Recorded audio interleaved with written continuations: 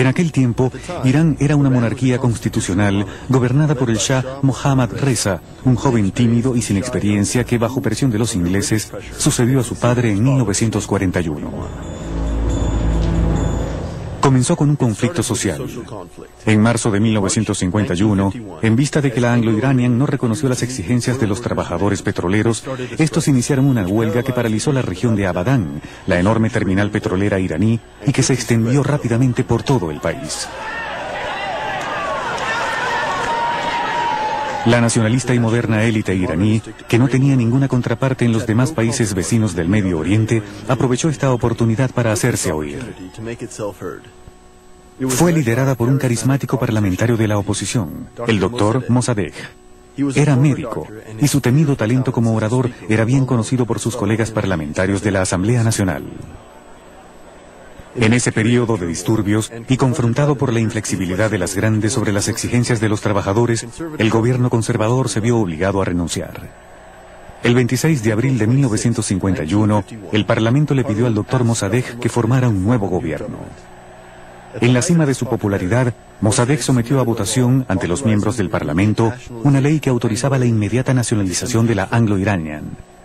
Se llevó a cabo 3 días después, el 29 de abril de 1951. Mossadegh declaró: "El propósito de esta nacionalización es brindar felicidad y prosperidad a nuestro pueblo, así como garantizar la paz en el mundo". La noticia cayó como un rayo en la prensa internacional. Las cancillerías occidentales y las grandes se sentían indignadas. ¿Se había vuelto Mossadegh tan loco como para atacar los intereses de la sacrosanta Anglo-Iranian? La Anglo-Iranian, operando como lo hizo en una región bastante remota de Irán, en el suroeste del país, había establecido realmente una gran presencia en esa región, convirtiendo a Abadan en un pueblo de la compañía con todas las instalaciones respectivas. Pero estaba manejada principalmente por expatriados ingleses. Había una fuerza laboral iraní grande dirigida por un cuadro de gerentes ingleses mucho más pequeño. Y esto creó la impresión de un Estado dentro del Estado, si se quiere, o una presencia imperial extranjera en Irán. En mayo de 1951, la nacionalización se hizo efectiva mediante la creación de la compañía National Iranian Oil, la NIOC. Gran Bretaña tomó de inmediato las acciones necesarias para que el gobierno iraní reconsiderara su decisión. Pero Mossadegh se mantuvo inflexible. Más aún, con el respaldo tanto de la población como de los rusos, incluso provocó a los ingleses al arrestar y expulsar a sus ejecutivos del país.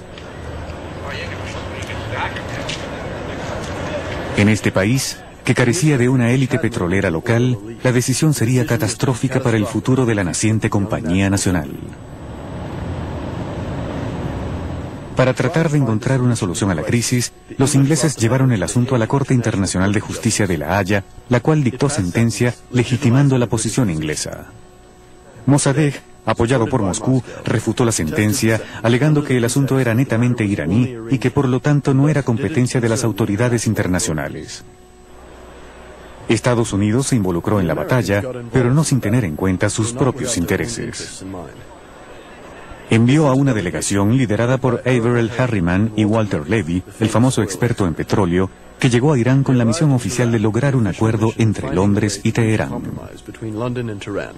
Una vez más, Mossadegh se rehusó.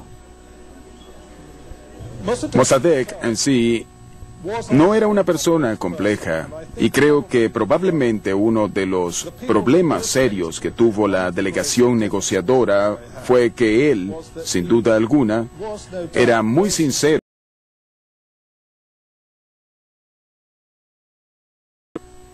Y eso hizo que le fuera muy difícil llegar a un acuerdo con los ingleses sobre la nacionalización de la Anglo-Iranian. Porque una vez que llegase a un acuerdo que de manera realista implicaría al menos algún elemento de compromiso, en cierto sentido habría pactado con un enemigo con el cual jamás estaría de acuerdo. Londres respondió a la inflexibilidad de Mossadegh, organizando un boicot total del petróleo iraní, considerando que pertenecía legalmente a la Anglo-Iranian y no al gobierno de Teherán. Gracias a la solidaridad irrestricta de los países occidentales hacia Inglaterra y a la supervisión de la Armada Real, no salió ni una sola gota de petróleo del puerto de Abadán. Debido a este despiadado embargo, Irán casi se arruina. Mossadegh, que quería solucionar esta crisis económica sin precedentes, fue a abogar por su causa ante Washington. Sin embargo, se rehusó a seguir el consejo de Estados Unidos de mostrar moderación y, debido a esto, su futuro político sería muy corto.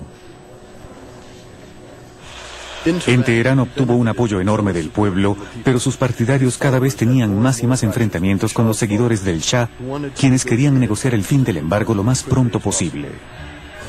Durante julio y agosto de 1953, las cosas se aceleraron. Mossadegh organizó un referéndum solicitando poderes plenos, el cual ganó fácilmente.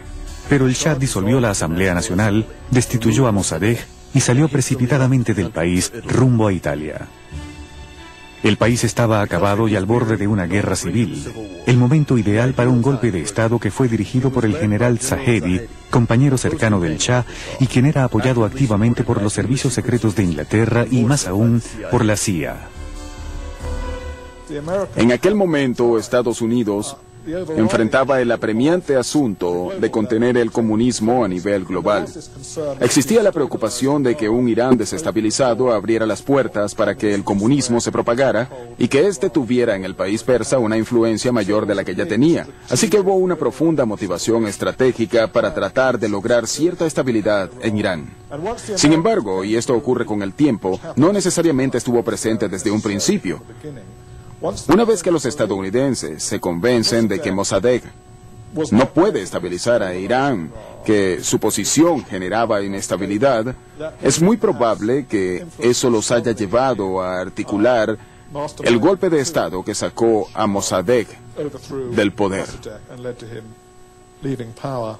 Así que la posición de Washington fue crucial, increíblemente influyente, bastante poderosa y muy decisiva en la forma como se trató toda la disputa. Mossadegh fue derrocado y puesto bajo arresto domiciliario. Se restableció el orden con mucha brutalidad y el Shah regresó de su corto exilio bajo la protección de Estados Unidos.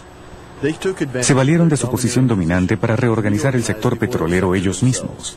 El propio presidente de Estados Unidos, el prestigioso general Eisenhower, fue recibido en Teherán con gran ceremonia.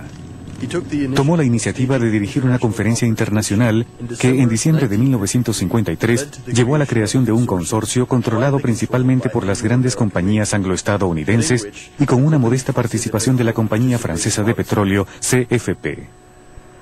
En los años venideros, el sector petrolero iraní experimentó un tremendo desarrollo. El antiguo dominio británico estaba acabado. Desde entonces y hasta la caída del Shah en 1979, Estados Unidos se apropiaría de Irán.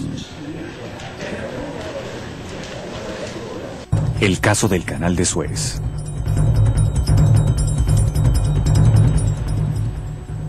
Tres años después del desafortunado intento de Mossadegh, Gamal Abdel Nasser, un oficial egipcio de 35 años, asumió el reto y utilizó el petróleo como un arma contra los países occidentales. Aunque Egipto era un modesto productor de petróleo, poseía un tremendo activo geoestratégico, el Canal de Suez, principal vía de transporte para el crudo del Medio Oriente hacia Europa. El 23 de julio de 1956, un mes después de su elección como presidente del país, con un estallido de risa, Nasser proclamó la nacionalización del Canal de Suez, que hasta entonces había sido manejado por los franceses e ingleses. Con la ayuda de Israel, los europeos trataron de recuperar el canal por la fuerza y lanzaron una expedición que estaba bien organizada desde el punto de vista militar, pero que resultó ser un desastre político. En el contexto de la Guerra Fría, Estados Unidos quería mantener su influencia en la región. Por consiguiente, forzó a los franceses e ingleses a retirarse. La respuesta de Nasser al ataque franco-inglés fue cerrar el canal y sabotear el tránsito de barcos. El resultado de esto fue que los suministros de crudo a Europa colapsaron y los precios se dispararon.